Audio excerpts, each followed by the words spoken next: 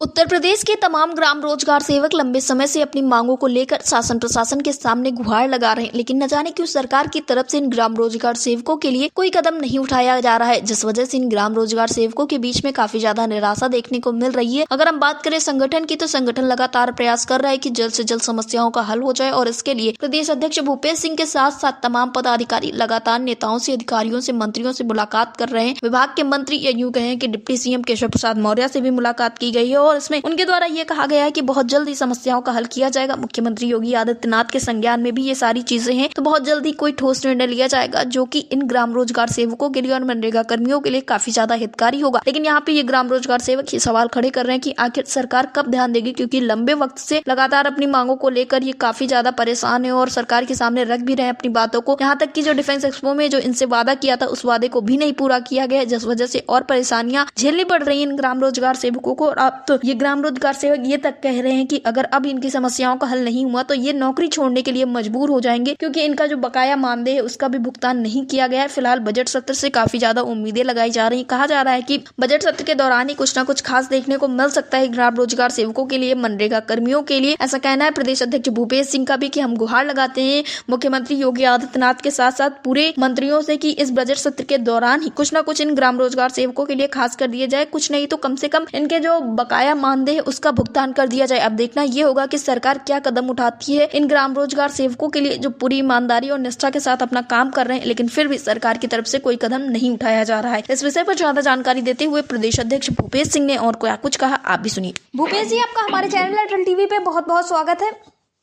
धन्यवाद अटल टीवी को, और आपको भी बहुत बहुत धन्यवाद। भूपेश जी, जिस तरह से लगातार सभी संविदा और आउटसोर्सिंग के कर्मचारी अपनी आवाज को उठा रहे हैं और देखने को मिल रहा है, ऐसा कहा भी जा रहा है कि बजट सत्र के दौरान बहुत सारी सौगात मिल सकती है सभी कर्मचारियों को, और इसलिए जो तमाम कर्मचारी हैं वो प्रयास कर रहे हैं नेताओं से, अधिकारियों से मुलाकातें करने की बजट सत्र के दौरान उनके लिए कुछ सखत समाचार सुनने को मिल सके। तो आप लोग के द्वारा क्या प्रयास किया जा रहा है, आपका संगठन क्या कुछ चाह रहा है, आपको क्या कोई उम्मीद है कि बजट सत्र के दौरान कुछ हो सकता है? सबसे पहले आपको और अटल टीवी को बहुत बहुत धन्यवाद, जो समय समय पर कर्मचारियों की, मनरेगा कर्मचारियों की आवाज को उठाया करते हैं और शासन सरकार तक हमारी बात को, हमारी समस्याओं को पहुंचाया करते हैं, और कर्मचारियों तक भी हमारी बात को आसानी से पहुंचा सकते हैं। इसलिए आप सबको बहुत बहुत धन्यवाद। दूसरी चीज, जो वर्तमान में बजट सत्र आ रहा है उसके लिए अपेक्षाएं तो हम लोगों की है कि, और हम लोगों ने बात भी पहुंचाई है माननीय मुख्यमंत्री जी के पास और मुख्य सचिव जी के पास कि जो पिछला बकाया मानदेय है पिछले 3 से 4 वर्षों का, वो दिया जाए। और इस वित्तीय वर्ष में भी पूरे प्रदेश में 36,000 लगभग आपके ग्राम रोजगार सेवक हैं, उसके बाद 6,000 में तकनीकी सहायक हैं, एपीओ हैं, कंप्यूटर ऑपरेटर हैं, लेखा सहायक हैं, सोशल ऑडिट के लोग हैं। इन सबको भी मानदेय जो है पिछले 7 से 8 महीने का नहीं मिला है।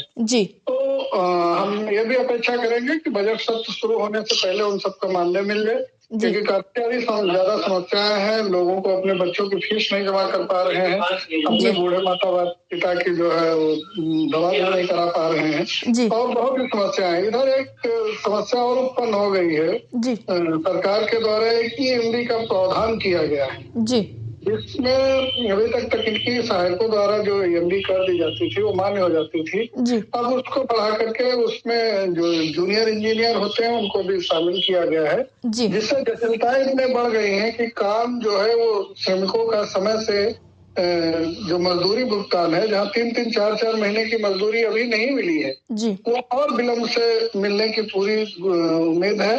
और सरकार से यही मेरा आग्रह था आपके चैनल के माध्यम से कि जो श्रमिकों की मजदूरी 4 महीने से नहीं मिली वो भी दिलाई जाए, और जो कार्मिक है, मनरेगा कार्मिक है, जिनको 6 से 8 महीने का जो मानदेय वेतन नहीं मिला है, वो भी जल्द से जल्द दिलाया जाए। और बजट से उम्मीद है हम लोगों को कि जो पुराना हम लोगों का बकाया है इस बजट में शामिल करके उसका पैसा जारी किया जाएगा और मानदेय मिलेगा। भूपेश जी, जब आप लोगों की मंत्रियों से मुलाकात हुई तो उन लोगों का क्या कुछ रुख था, किस तरह से उन लोगों ने बताया है कि किस तरह से समस्याओं का हल किया जाएगा? क्योंकि कहीं ना कहीं बातचीत करने से पता चल जाता है कि सरकार का रवैया आगे क्या कुछ होने वाला है, सरकार का कदम क्या कुछ होने वाला है। मैम, मंत्री जी का जैसे हमारे डिप्टी सीएम साहब माननीय मुख्यमंत्री जी श्री केशव प्रसाद मौर्य जी हैं जी और बड़े नेता हैं, भारतीय जनता पार्टी के प्रदेश अध्यक्ष भी रह चुके हैं। जी वो हमारे विभाग के मंत्री हैं। बड़ी उम्मीद उनसे हम लोग रखते हैं कि वो हमारी समस्याओं का निदान करेंगे। कई बार हम लोग मिले भी हैं उनसे और उन्होंने हमेशा आश्वासन दिया भी है कि हम आपकी समस्याओं का निस्तारण करेंगे।